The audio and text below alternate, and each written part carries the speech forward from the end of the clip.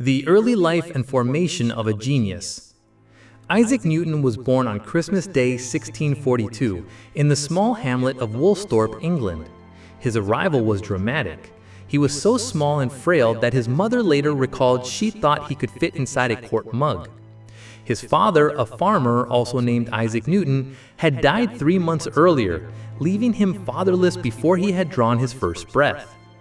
In the bitter winter of the English countryside, Newton's life began under the shadow of uncertainty. When Newton was just 3 years old, his mother, Hannah Iscott Newton, remarried and left him in the care of his grandmother. This separation left a deep mark on him. Throughout his life, Newton would struggle with trust and relationships, preferring solitude over social engagement. The boy who would one day explain the motions of the planets was first a lonely child wandering the fields of rural Lincolnshire. Newton attended the King's School in Grantham, where he was known as a quiet and reserved student, more interested in drawing and mechanical devices than in the rough games of other boys. He boarded in the home of an apothecary, where he developed a fascination with chemistry and the workings of nature. Even as a teenager, he filled notebooks with sketches of windmills, sundials, and models of water wheels. His early years were not without difficulty. Newton was initially a poor student, often ranked low in his class. A turning point came when he was bullied by an older boy. Newton fought back, not with fists, but with a determination to surpass his classmates academically. From that moment, he rose to the top of his class, a position he maintained through relentless self-study and tireless curiosity. In 1661, Newton entered Trinity College at the University of Cambridge. At first, he studied the traditional curriculum, Aristotelian philosophy, classical languages, and theology. But the young scholar was restless. He spent much of his time reading works that were considered unorthodox or even dangerous: Copernicus, Galileo, Descartes, and Kepler. The seeds of a scientific revolution were already taking root in his mind. By 1665, the bubonic plague reached Cambridge, forcing the university to close its doors. Newton returned to Woolsthorpe, and what might have been a lost year became instead the most productive period of his life. Alone in his family home, he began a series of private studies that would change the course of science forever.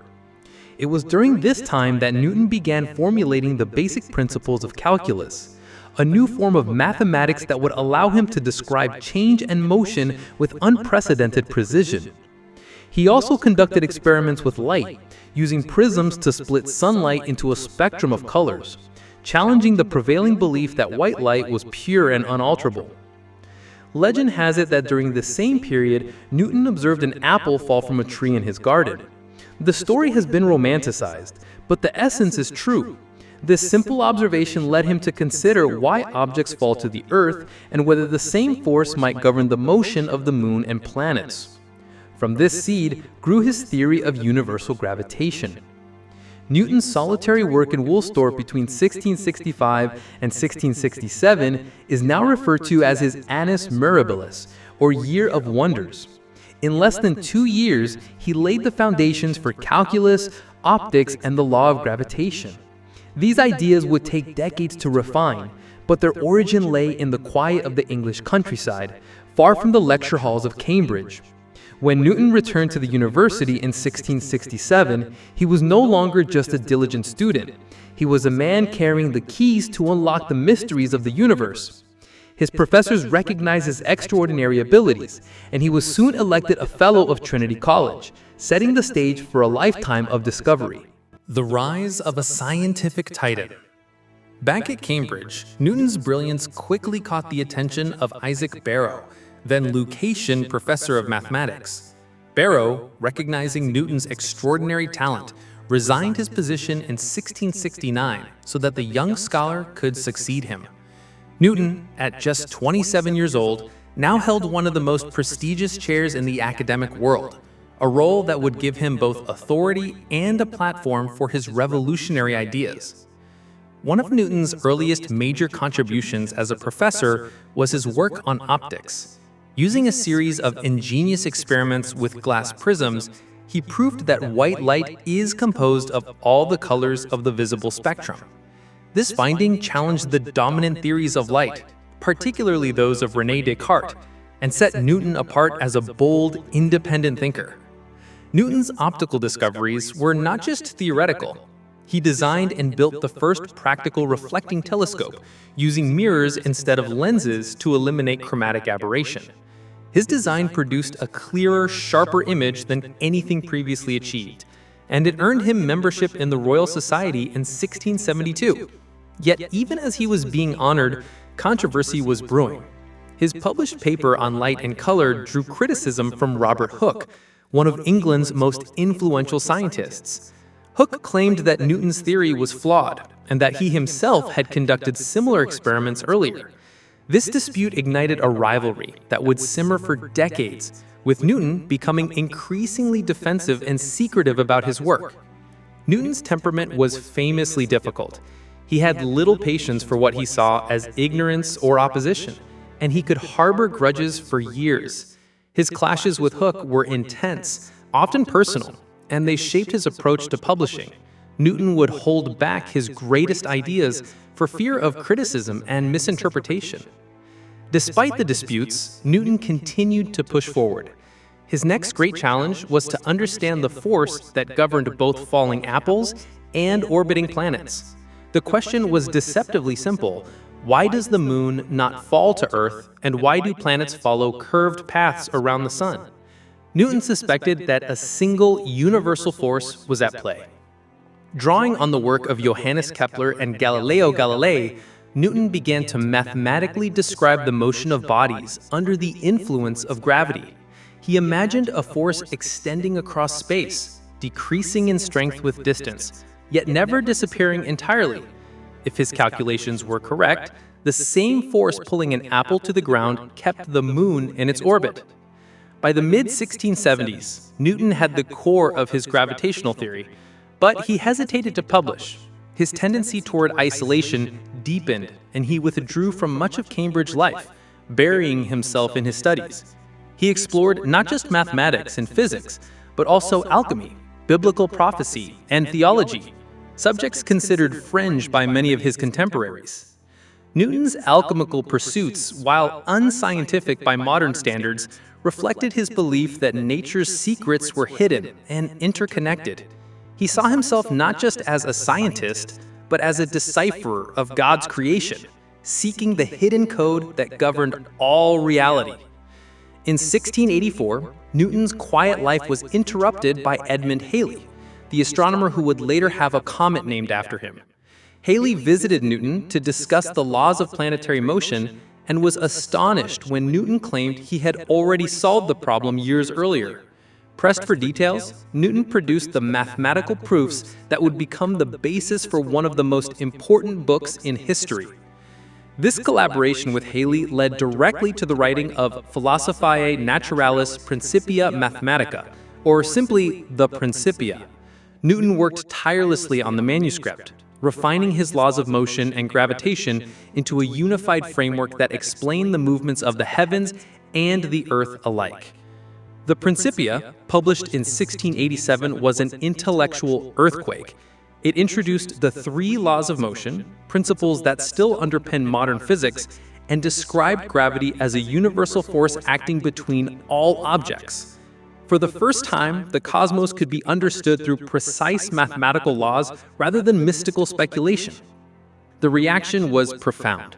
Scientists across Europe hailed the work as a masterpiece, though some, including Hooke, continued to challenge Newton's conclusions. But the tide had turned.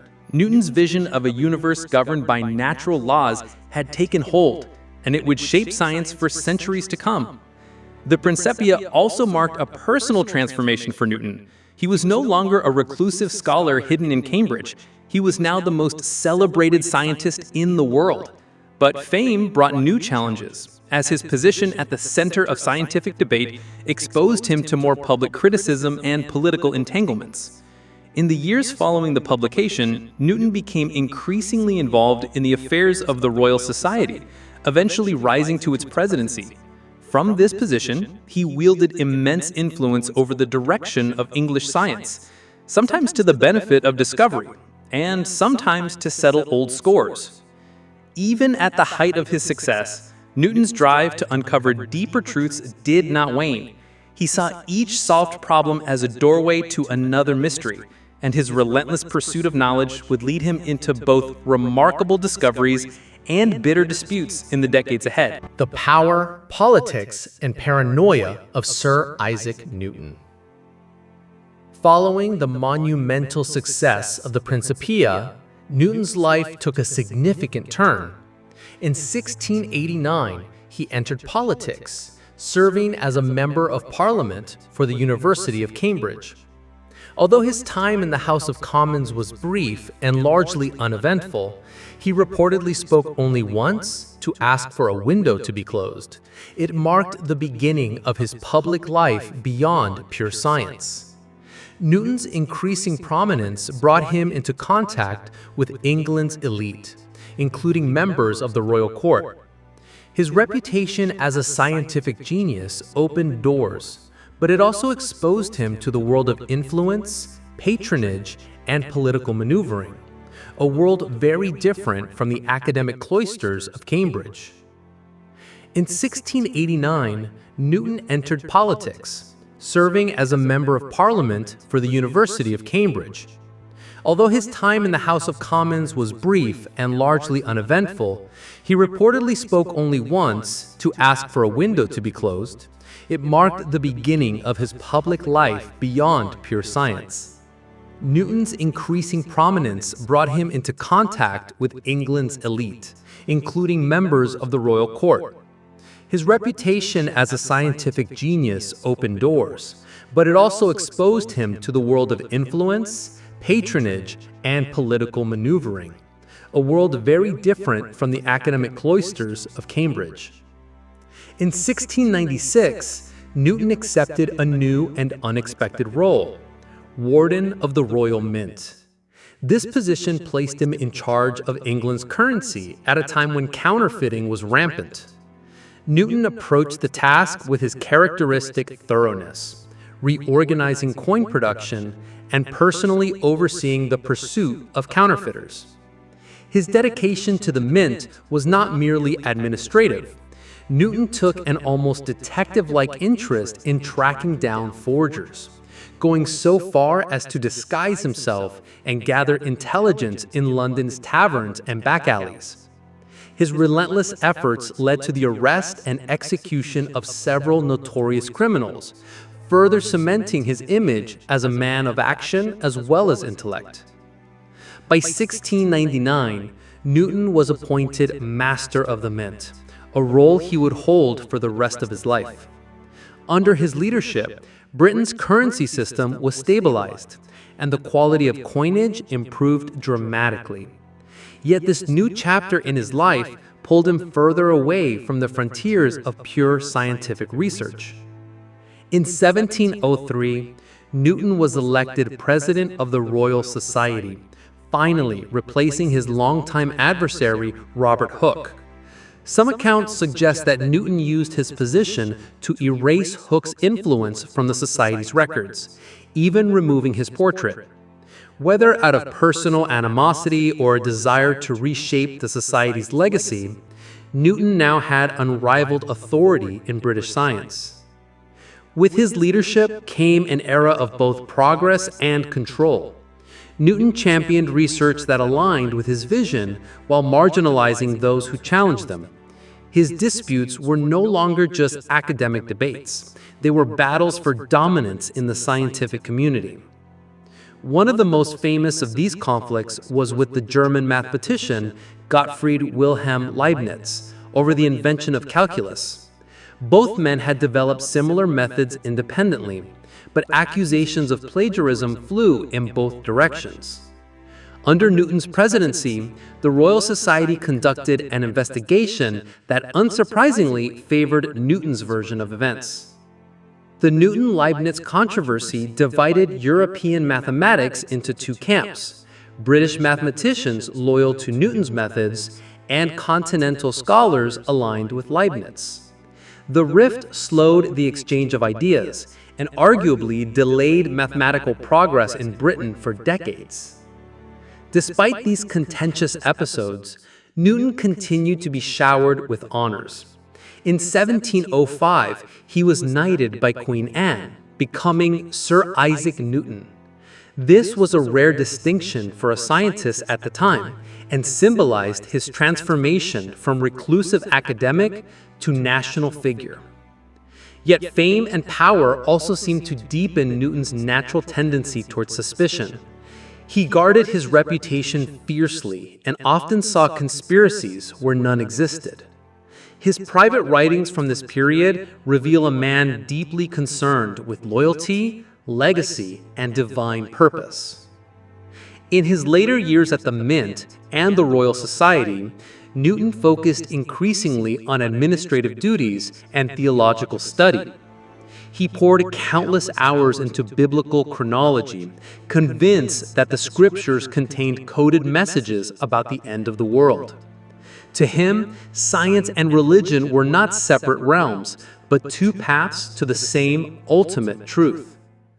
By the 1720s, Newton's health began to decline. Nevertheless, he remained active in public life, attending meetings, advising political leaders, and receiving guests eager to meet the greatest scientists of the age. His very presence was seen as a living embodiment of the Enlightenment's ideals. Newton never married, and his personal life remained private and somewhat enigmatic. Friends and acquaintances described him as courteous but reserved, capable of warmth, but also sudden flashes of temper when challenged. His final years were marked by a mix of reverence from the public and ongoing disputes in scholarly circles. Even in his 70s, Newton was not immune to controversy, and he continued to defend his scientific achievements against real or imagined detractors. On March 31, 1727, Sir Isaac Newton died in his sleep at the age of 84.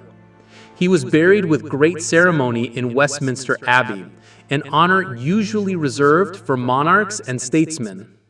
The funeral was attended by England's most powerful figures, a testament to his extraordinary impact. Newton's death closed a chapter in human history.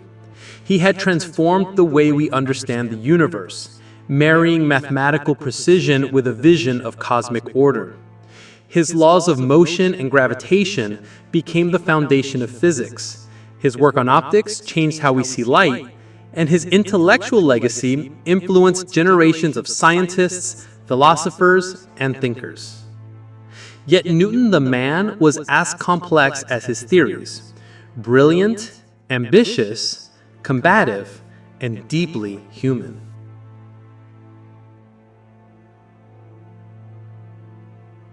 The Age of Newton, Legacy and Influence. After Newton's death in 1727, his legacy did not fade. Instead, it grew into something almost mythic. In Britain, he was hailed as the man who had unlocked the very clockwork of the cosmos. His portrait appeared in homes, lecture halls, and scientific societies, cementing his image as the intellectual father of the Enlightenment. In the decades that followed, Newton's Principia was studied by generations of scientists who saw his mathematical laws as the ultimate truth of nature. The idea that the universe operated under fixed, rational laws inspired not only physicists, but also philosophers, political thinkers, and even economists. This Newtonian worldview reshaped the European intellectual landscape. It suggested that human affairs, like the physical world, could be governed by reason and predictable patterns.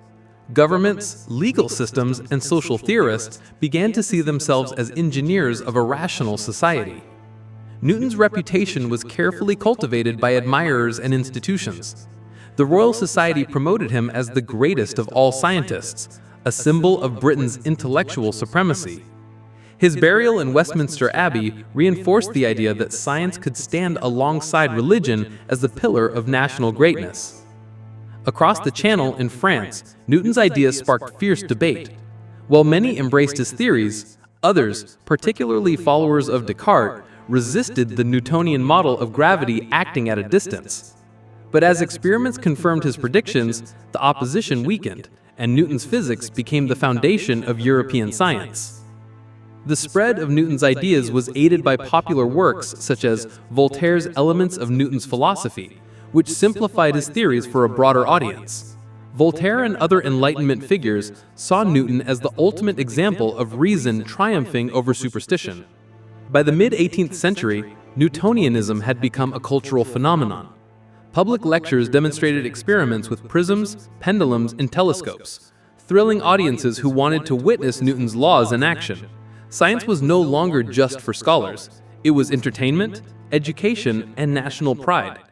This period also saw Newton's methods applied beyond astronomy and physics. Mathematicians developed his calculus further, engineers used his principles to design machines, and navigators relied on his understanding of gravity to improve sea travel. In America, the Founding Fathers read Newton alongside political philosophers. Thomas Jefferson admired him deeply, and Benjamin Franklin, himself a scientist, saw Newton's rationality as a model for enlightened governance. Newton's influence thus crossed oceans and shaped emerging nations. However, Newton's status as an intellectual hero also made him a target for myth-making. Stories about his life, some true, others exaggerated, were retold until they became legend.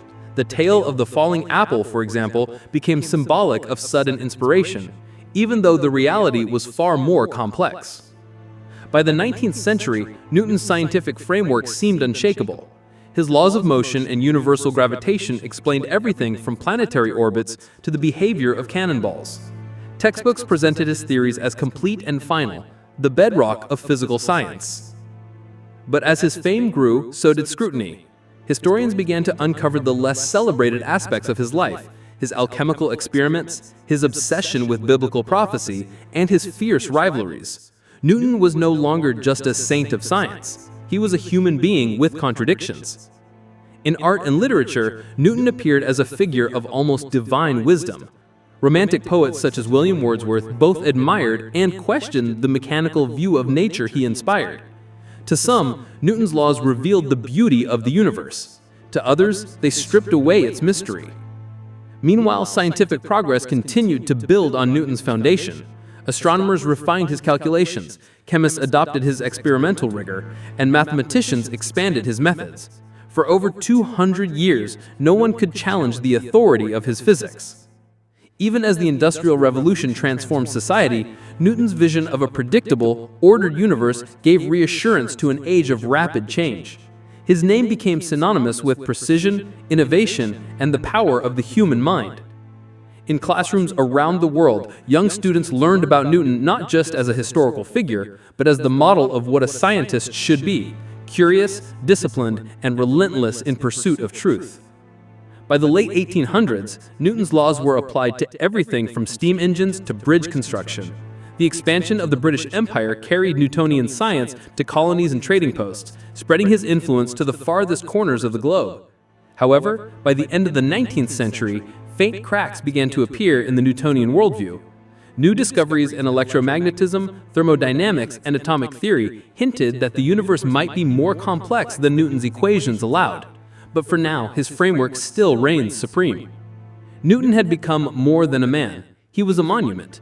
His influence shaped the Enlightenment, the Industrial Revolution, and the very way humans thought about nature. For over 2 centuries, The fall and rebirth of Newtonian physics. As the 20th century dawned, Newton's universe still seemed eternal. His laws were the scaffolding on which science was built, and his equations described the clockwork precision of the cosmos. But hidden within the smallest scales of matter and the fastest speeds in the universe, cracks were beginning to appear. Astronomers noticed that Mercury's orbit did not perfectly match Newton's predictions. For decades, scientists tried to explain the anomaly, searching for an undiscovered planet or hidden force.